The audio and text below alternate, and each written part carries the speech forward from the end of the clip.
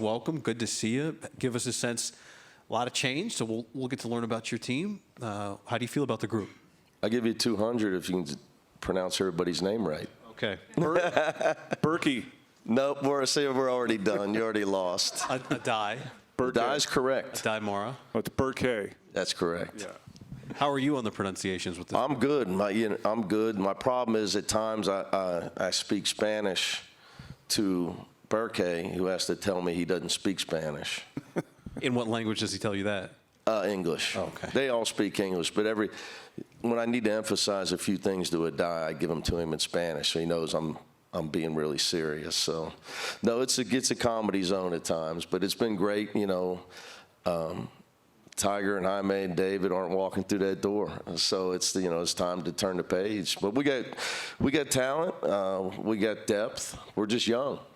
And I know we're an unknown to a lot of people, so it's going to be interesting. Don has seen us practice, though. Yeah, I have, and it's interesting. And I think it's because Tiger and Jaime and that group did so much, I think it's worth revisiting before you move on to, this season, for us at least.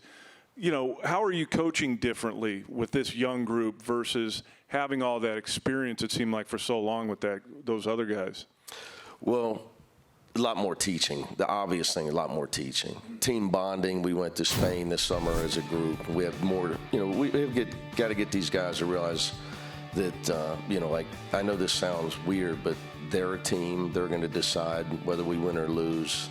Tiger's, not going to show up and save the day, or, I may plays for the Heat. So, that's a big piece of it. With the young guys, we do have veterans, and last year it was different. My approach really failed in the end last year because it was to just get healthy. In all seriousness, whether you're a 1 or a 2 seed, I thought we can win it all. But you got to be healthy. You're not. The Clippers got no chance without Paul George and Kawhi Leonard. You can talk all you want about all this other stuff. So, we tried to be healthy going into the NCAA tournament last year and failed miserably. And, with Jalen and Adem going down. So that really defined the end of our season. But this year's look, we're going to have to get better as we go. We just got to get experience, get better as we go, and make adjustments as we go. You have to adjust as a coach. Jesse?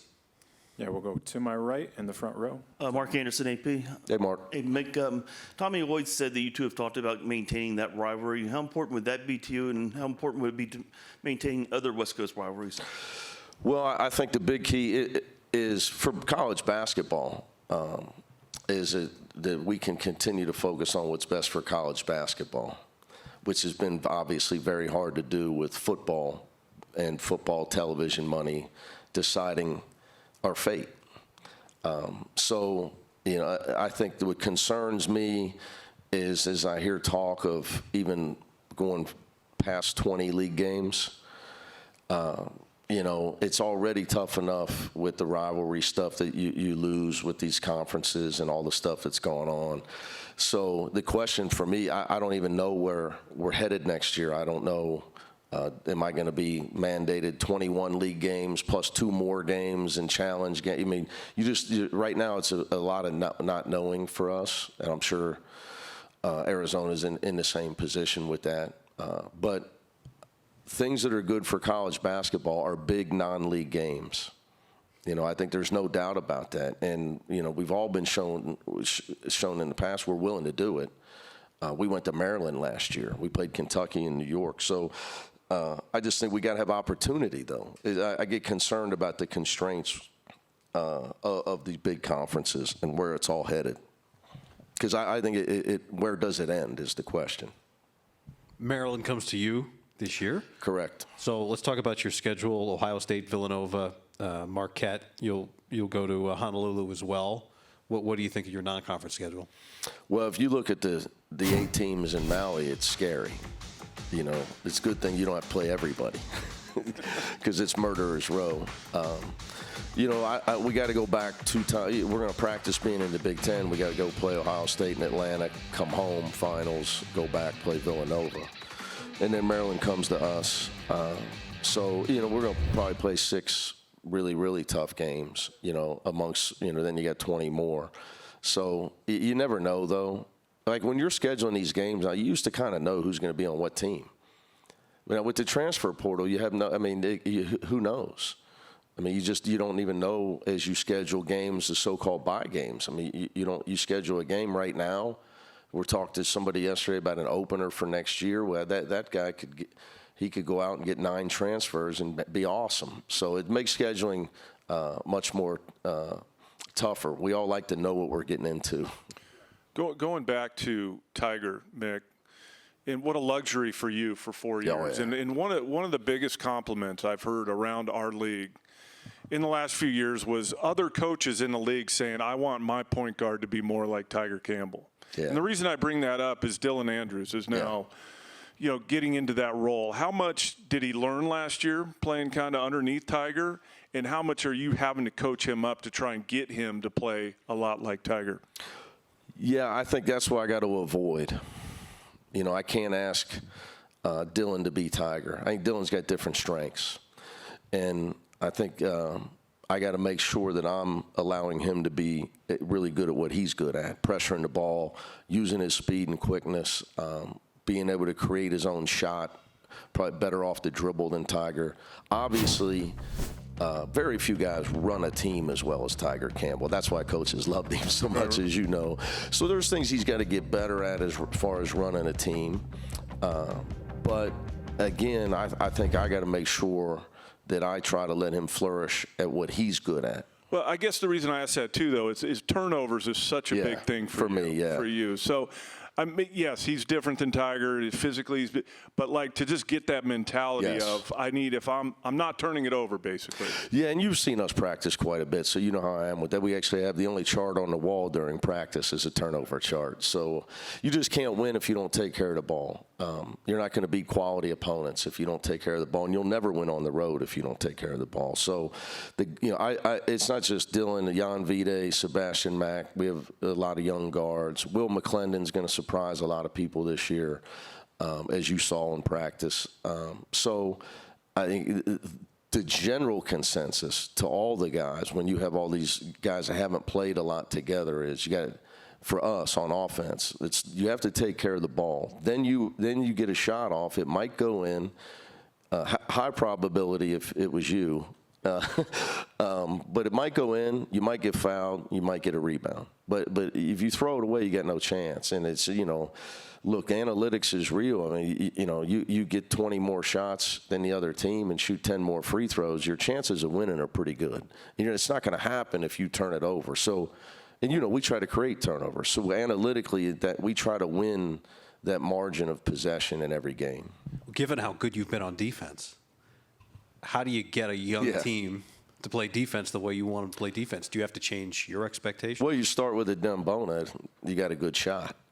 I'll give you another, you go back to analytics. I mean, he was top 2 player, plus minus guy, efficiency guy in the country last year. We were like plus 30 points or more with him in the game. Yeah, so I like our chances of winning. Jalen Clark going down was brutal. Adem went down, was over. For us, as far as winning, hanging the 12th banner, I like our chances if he would have still been healthy, to be honest with you. So you start with him, you got a pretty good defense. Because not only can he anchor the middle, he can defend the perimeter. And his energy level is never an issue. Never an issue.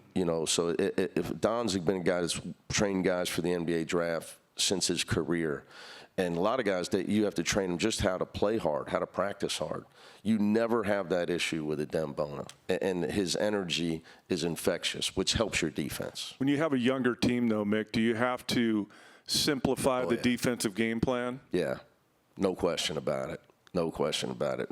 We don't really complicate it too much other than we get to the scouting report. That'll be the issue, basics, things you're trying to take away from a team. But if you can't take away a team's strengths, they're going to score on you. If you let a team get it to who they want, when they want, they're going to probably score. You got to try to take something away and make a team play in a style they're not comfortable playing, whatever their style is, or you're not going to be a good defensive team. But it's going to be a challenge. You know, I think simple is been for all our young guys has been really the theme of our fall. But you got to be good at it. You know, it's not just simple. Well, don't mistake me. It's like you got to build toughness before you have any chance. But you got to get good at something. Okay, so if you can't pressure the ball, you got to stay in front of the ball, or you can't play. You have to, and then you got to understand, like, that's not a joke. Like, you won't play because you don't score the ball as well as Don MacLean did, or Tracy Murray did, or Jaime Jaquez did. So I know it's hard for coaches because you play a zero-sum game, wins and losses, but you and I talked before and after your practice last week. How hard is it going to be for you to be patient? Because it really looks like this team, you know, may stumble a little bit early, but by February, you're probably going to be pretty good. We got a chance. I mean, we have some guys with some real talent. Right. Just got to get them experience. You just got to make sure you're constantly teaching. And I think you're right as a coach. Sometimes, especially the pro coaches got no problem with it. They just go out to eat. They play 82 games. But, you know, like for me, a loss is death. I mean, literally, like I can't eat, I can't function, I can't speak to people. You know, so everybody that loves me and knows, they hide from me. So, you know, I'm going to have to make sure that we understand that there's going to be just a growth process. We went through it last year. We came here to Vegas and lost 2. We were starting 2 freshmen. We weren't a good defensive team early in the season. They came in here, gave up 79, gave up 80, lost 2 games. Then I think we won 14 straight after that. So, but it does make you better sometimes because you have to look in the mirror, not just players. I'm talking about as a coach, and say, okay, we got to do something here, make a change somehow, and it maybe get more simple done. We're going to bring your players up in a second. You gave us your thoughts on it, Dembona. Could you give us a thought on Lazar Stefanovic? Well, it's just, you know, when you have so many freshmen, it's so nice to have somebody that's always in the right spot. And is extremely smart, has been really well coached, that can really help the young guys. So now I need he's such a good guy, and he's trying to fit in at UCLA, that I'm trying to make sure he understands. I whisper to him in practice. Just so Lazar doesn't know, Don, you scored 2608, 2,608 points, so the leading score ever in the Pac-12. But nobody ever had to do this to Don, but I have to go over every now and then and whisper to him, you know, you got to be aggressive. You know, you got to look to score, because you know you can't worry about being a transfer. You can't worry about fitting in. We don't have time for that stuff. So I want him to know, you know, that I have confidence in him. He's got to get comfortable quickly on this team because obviously we need his leadership. Coach, we appreciate your time. Good luck this year. We'll let you jump out, and we'll talk to your players. You got it. Thanks, Mick. All right, guys. Appreciate it. There's Mick Cronin.